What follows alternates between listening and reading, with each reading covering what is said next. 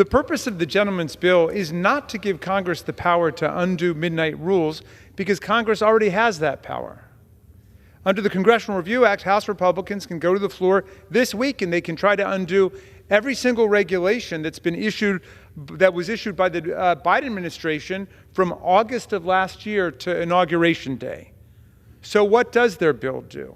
Well, it would allow the majority to roll up lots of midnight regulations and lots of others too, including what you might call twilight, midday, and early morning regulations. Indeed, all of the regulations adopted in the final 365 days of the prior administration, an entire year that takes place at midnight. All the regulations adopted in the last year could be tied together into a bundle, wrapped up together in a giant bunch, and then voted down as a single jumbo resolution.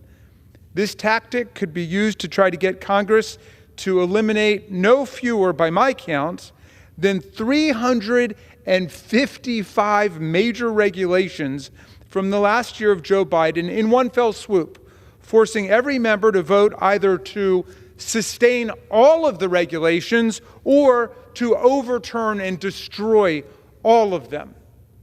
And by destroying them, that means the agencies could not try to promulgate similar regulations in the future without an act of Congress. This would allow Trump's enablers and the sheep-like new Elon Muskovites in Congress to obliterate hundreds of completely diverse and unrelated regulations in one fell swoop.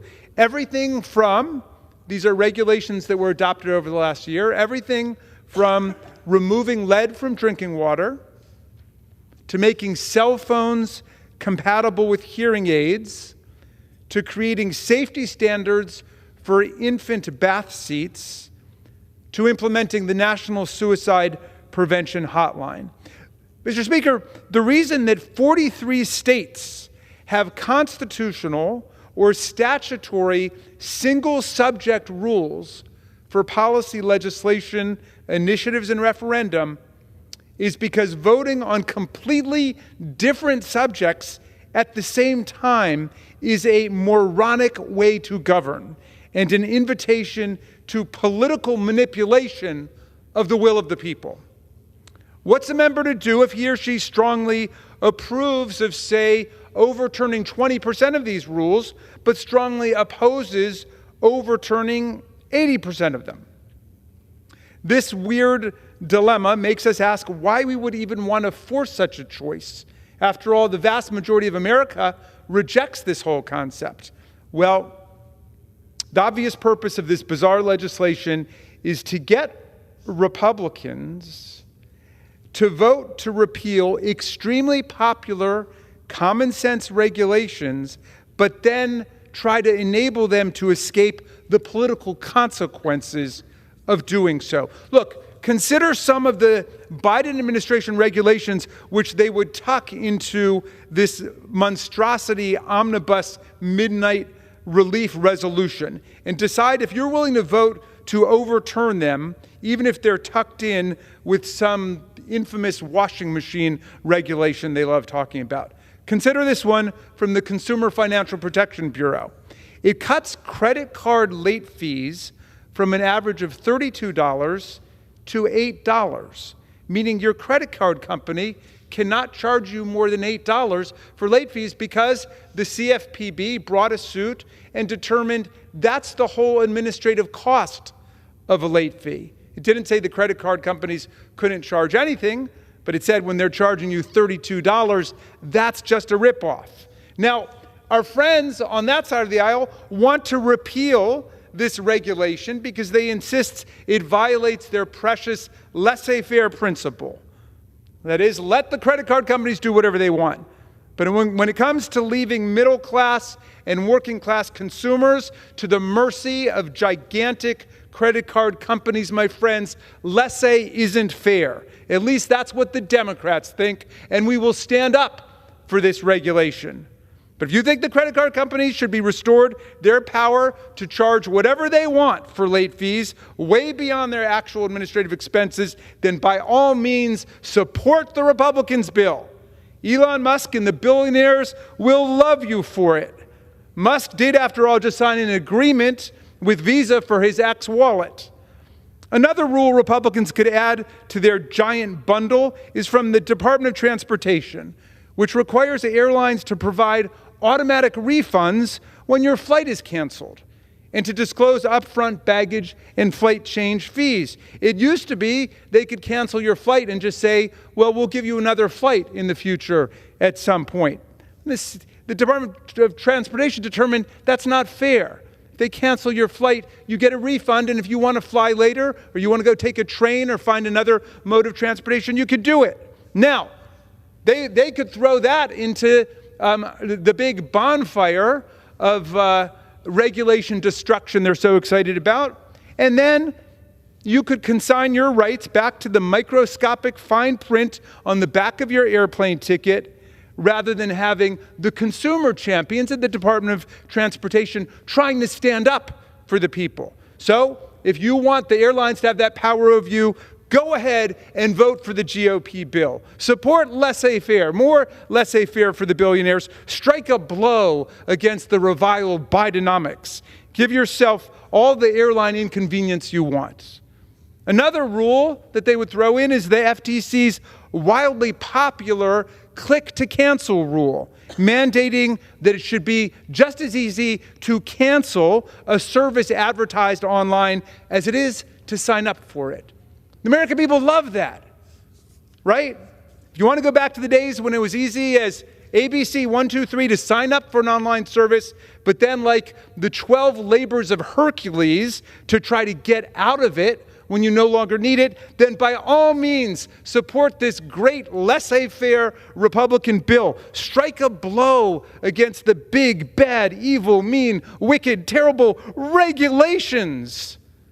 If you fall for all that propaganda and you're more afraid of the big, bad, evil regulations than the big, bad, evil corporations, go ahead and vote for it. The unelected billionaire bureaucrat and his nameless, faceless, racist junior bureaucrats and the Muscovite nighttime wrecking ball crew will be thrilled if you vote for it. Another rule that's up for reversal is the CFPB regulation capping bank overdraft fees at $5. My constituents in Maryland, they might not be as rich as some of the constituents over on the other side. They were getting overdraft charges of $35. They didn't like that. So they support the CFPB regulation capping overdraft fees from banks at $5, which is at most what it costs the banks to process it. That practice was costing American consumers, mostly young people, mostly older people, working class people, $5 billion a year. So Biden's new $5 rule, that's the max for overdraft fees. Not a rule, a dreadful regulation, cut overdraft fees by more than 80%. And guess what? The banks didn't go bankrupt. They've never been wealthier or healthier. Record profits in the last quarter, even with consumer safety regulation, which we're supposed to be so terrified about. Go ahead, vote for the big banks and Elon Musk and the Republicans, and vote against your own interests. You can lift the $5 overdraft fee. I'd be interested what the gentleman thinks it should be. $30, $40, I don't know. Finally, consider an HHS rule that you could be forced to vote for in advancing the big omnibus package they want. A ban on junk health insurance plans that rip our people off when they need health care the most and are most desperate. That's an HHS rule. And the Republicans say that that rule should be repealed because, well, I guess the low-quality health insurance companies don't want to rip you off, right? Well, if you believe that, then by all means vote for the bill.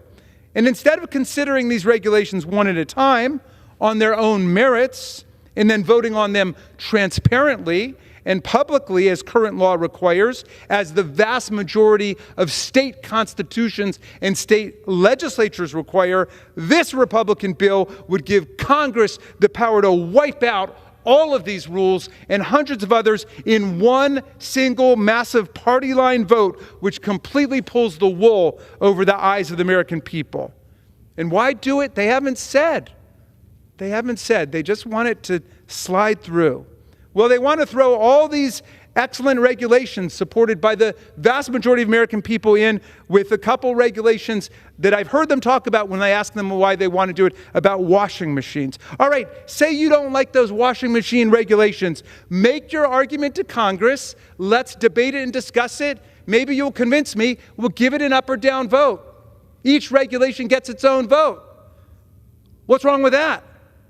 But no, they want to flood the zone with confusion and treat the people like sheep, not citizens. They don't want their constituents to notice the damage they're inflicting on the public good. When I first heard about this legislative ripoff, I actually wanted to get in touch with the distinguished gentleman from Arizona, Representative Andy Biggs, because I remembered that he was the proud and impassioned sponsor of H.R. 91, which he introduced just a few weeks ago, January 16th, 2025, a very impressive bill. Guess what it's called? The One Bill, One Subject Transparency Act.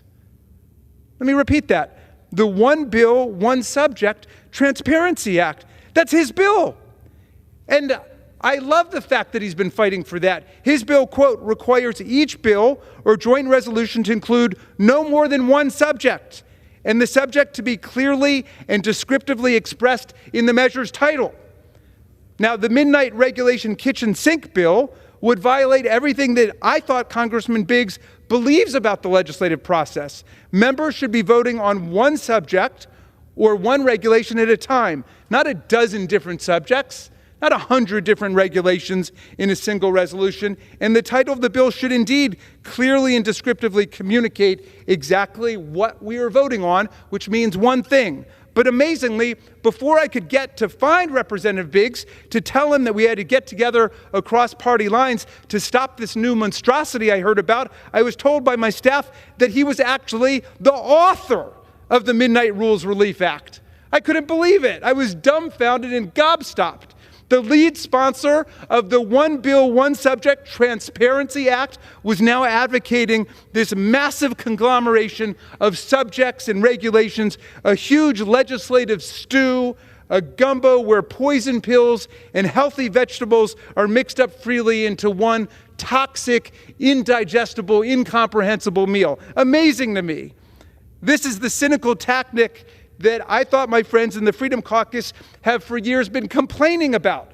The passage of bewilderingly complex and inscrutable legislation covering way too many subjects at once. As Mr. Biggs' press release on his bill stated, too often congressional leaders use must-pass bills as methods for passing laws that may have failed if considered on their own.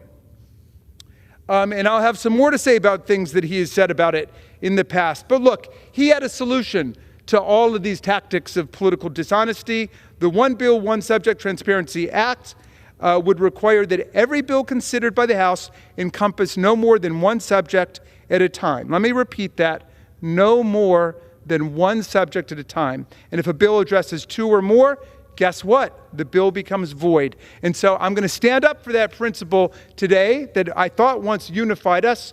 Borrowing from his own statements, I have proposed also an amendment to the Midnight Rules Relief Act.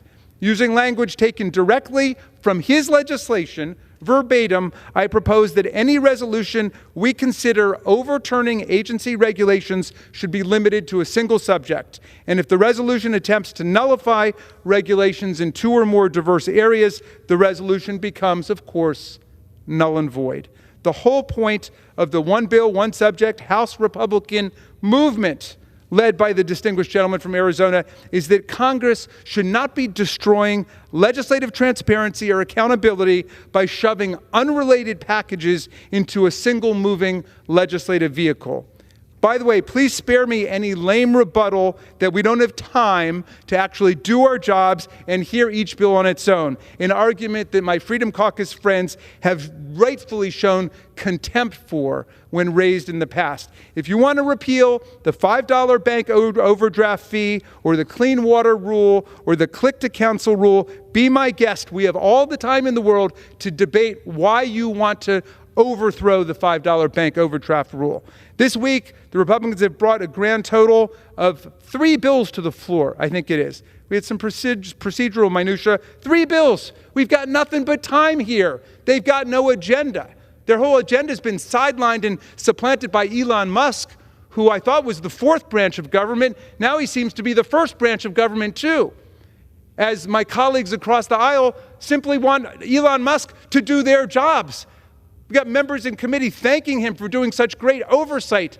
Gee, I thought that Chairman Comer on the Oversight Committee was supposed to be doing oversight. I didn't think we needed a new 4th branch of government called Elon Musk to do that, completely lawless and reckless and replete with conflicts of interest.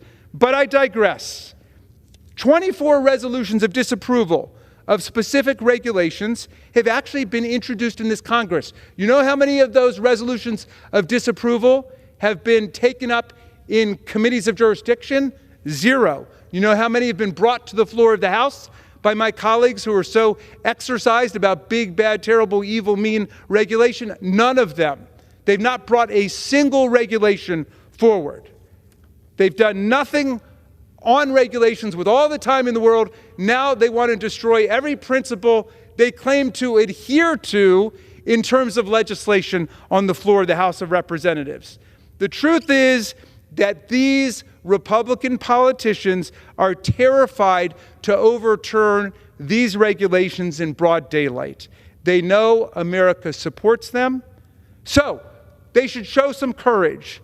Stand up for your anti-working class, anti-middle class, plutocratic principles.